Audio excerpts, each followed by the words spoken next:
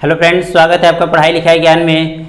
चलिए अब हम लोग पैसिव वॉइस के कुछ महत्वपूर्ण सेंटेंस देखते हैं जो कि हमारे एग्ज़ाम्स के लिए, एसएससी एग्ज़ाम्स के लिए, यूपी बोर्ड्स के लिए या फिर किसी भी बोर्ड के लिए जहां पे इंग्लिश प्रयुक्त होती है या फिर जहां पे इंग्लिश सब्जेक्ट का यूज होता है उसके लिए बहुत ही महत्वपूर्ण है। तो आइए हम इस तरह के सब्जेक्ट को देखते हैं। चलिए हम देखते हैं कुछ इंपॉर्टेंट जो हमारे पैसिव वॉइस के वाक्य हैं, जैसे कि हु, जो सेंटेंस हु से प्रारंभ होता है और हु वाला सेंटेंस जो है थोड़ा सा अलग तरीके से बनाया जाता है, क्योंकि जो सेंटेंस हु से प्रारंभ होता है वह उस सेंटेंस का क्वेश्चन वर्ड तो होता ही है, उसके साथ साथ उस सेंटेंस में सब्जेक्ट का भी काम करता है। जैसे एग्जाम्पल से देखते हैं, हु टाट यू इंग्लिश, हु टाट यू इंग्लिश। इसमें कुछ छात्र ये समझ सकते हैं कि यू जो है सब्जेक्ट है, लेकिन यू सब्जेक्ट समझ लेते हैं। यू सब्जेक्ट नहीं है, वो ऑब्जेक्ट है। ये ध्यान दीजिएगा, वर्ब के बाद यदि यू आता है तो वो हमेशा ऑब्जेक्ट होता है। वर्ब के पहले रहेगा तो सब्जेक्ट, वर्ब के बाद रहेगा तो ऑब्जेक्ट।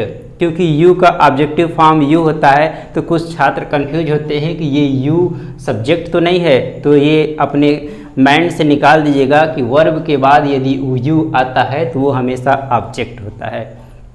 तो हु टाट यू इंग्लिश, आपको अंग्रेजी किसने पढ़ाया? हु टाट यू इंग्लिश, आपको अंग्रेजी किसने पढ़ाया? देखिए इस तरह के सेंटेंस को हम 2 या 3 तरीके से पैसिव बना सकते हैं। तो पहला तरीका है, हाँ एक चीज़ और ध्यान देंगे, इसमें सब्जेक्ट और क्वेश्चन वर्ड दोनों है और हम लोग पैसिव वॉइस में सब्जेक्ट को ऑब्जेक्ट बनाते हैं और ऑब्जेक्ट को सब्जेक्ट, लेकिन ये खुद सब्जेक्ट है, इसको ऑब्जेक्ट बनाना है, उसके पहले बाई भी लगाना है, लेकिन ये क्वेश्चन वर्ड भी है। तो हम क्या करेंगे, बाई उसी के पहले लगा देंगे और हु का ऑब्जेक्टिव फॉर्म हुम होता है तो हुम पहले ही लगा देंगे, क्योंकि ये क्वेश्चन वर्ड के साथ साथ ऑब्जेक्ट भी है। तो हमारा ये सेंटेंस बनेगा बाय हुम। अब हमारा जो सब्जेक्ट इंग्लिश को बना रहे हैं तो ये पास्ट इंडेफिनिट टेंस है। पास्ट इंडेफिनिट टेंस का जब पैसिव वॉइस बनाते हैं तो हेल्पिंग वर्ब वाज या वर लगाते हैं। तो ये हो जाएगा बाय हुम वाज इंग्लिश टाट बाय टाट यू। ये यू हमारा जो था ऑब्जेक्ट था, तो ये ऑब्जेक्ट के स्थान पर रखा गया है। तो बाय होम वाज इंग्लिश टाट यू। हाँ जरा ये ध्यान देंगे कि ये वाली पैसिव वॉइस की जो बनावट है ये किसने दी थी, किस विद्वान ने दी थी? तो इंग्लिश के एक महान विद्वान है पीसी रेन, पीसी रेन ने दी थी।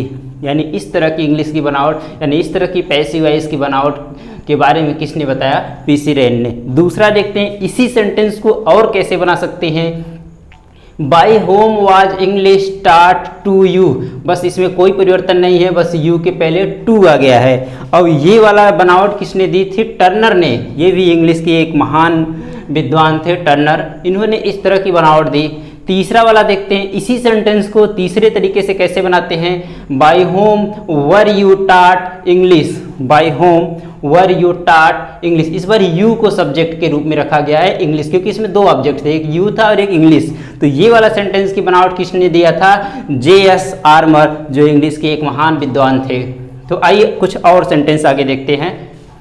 Who has broken the chair, who has broken the chair, कुर्सी किसने तोड़ा है? तो इसका क्या हो जाएगा, बाय होम कर देंगे हु का, उसके बाद हैज है तो हैज बीन लगता है, द चेयर हमारा ऑब्जेक्ट है, सब्जेक्ट बना देंगे, by whom has the chair been broken. Next sentence है who loves you, who loves you कौन सा टेंस है? ये है हमारा present indefinite tense. Who loves you, आपको कौन प्रेम करता है? तो क्या हो जाएगा, by whom are you loved, by whom are you loved. Next sentence है which book will you buy, which book will you by, आप कौन सी बुक खरीदेंगे, आप कौन सी किताब खरीदेंगे? तो क्या हो जाएगा, विच book will be bought by you. Next sentence देते हैं who did it, who did it, इसे किसने किया? हु डिड इट, इसे किसने किया? पैसिव वॉइस हो जाएगा by whom was it done, by whom was it done.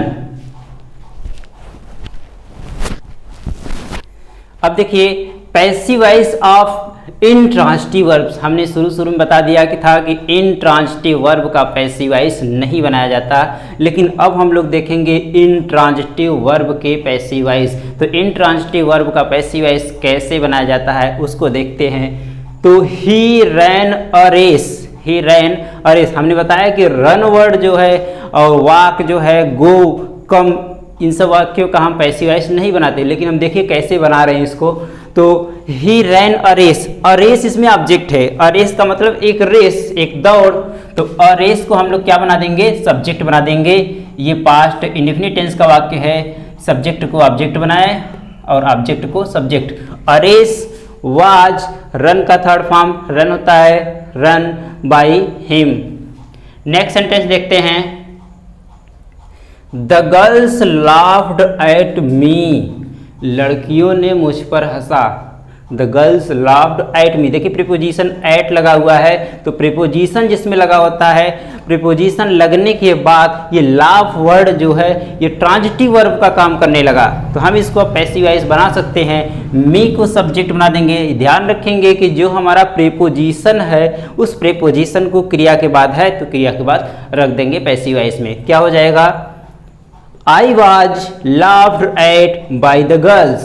I was laughed at by the girls. Next example देखते हैं। He looks after his mother.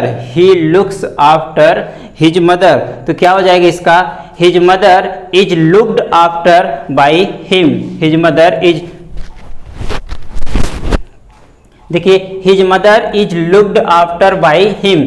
ये ध्यान दीजिएगा, जो लुक्ड आफ्टर यानी लुक आफ्टर होता है, लुक आफ्टर, ये आफ्टर वर्ड जो है प्रीपोजिशन है, और प्रीपोजिशन लगने के बाद जो ये वर्ब था लुक, ये क्या बन गया, ट्रांजिटिव वर्ब बन गया। अब इसका पैसिव वॉइस बना दे रहे हैं, हिज मदर इज लुक्ड। देखिए कुछ ऐसे पैसिव वॉइस है जिसमें कर्ता का प्रयोग नहीं किया जा सकता, जैसे पैसिव वॉइस विदाउट डूअर, यानी कि जो कार्य को करने वाला होता है उसका जिक्र हम नहीं करते हैं क्योंकि वो उतना महत्वपूर्ण नहीं होता है, इसलिए उसका जिक्र नहीं किया जाता है। और तो ऐसे सेंटेंस भी अक्सर एग्जाम्स में पूछे जाते हैं जो काफ़ी इंपॉर्टेंट होते हैं, जैसे someone has stolen my pen, someone has stolen my pen. अब देखिए जो समवन वर्ड आया है, someone has stolen my pen, किसी ने मेरी पेन चुरा ली है।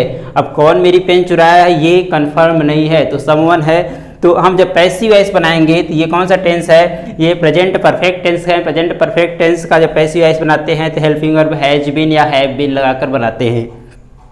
तो माई पेन ऑब्जेक्ट था, my pen has been stolen. अब देखिए जो बाई लगा के लिखा जाता था ऑब्जेक्ट, वो हम नहीं लिखेंगे क्योंकि जो समवन वर्ड है वो ज़्यादा इंपॉर्टेंट नहीं है, न ही उसकी एग्जैक्ट वो पता है कि किसने चुराया। सब्जेक्ट एग्जैक्ट नहीं पता है क्योंकि किसी ने चुरा ली, कौन चुराया पता नहीं। नेक्स्ट सेंटेंस देखते हैं।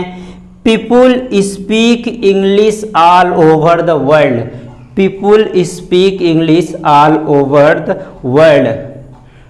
लोग पूरे संसार में अंग्रेजी बोलते हैं, पूरे संसार में लोग अंग्रेजी बोलते हैं या लोग पूरे संसार में अंग्रेजी बोलते हैं।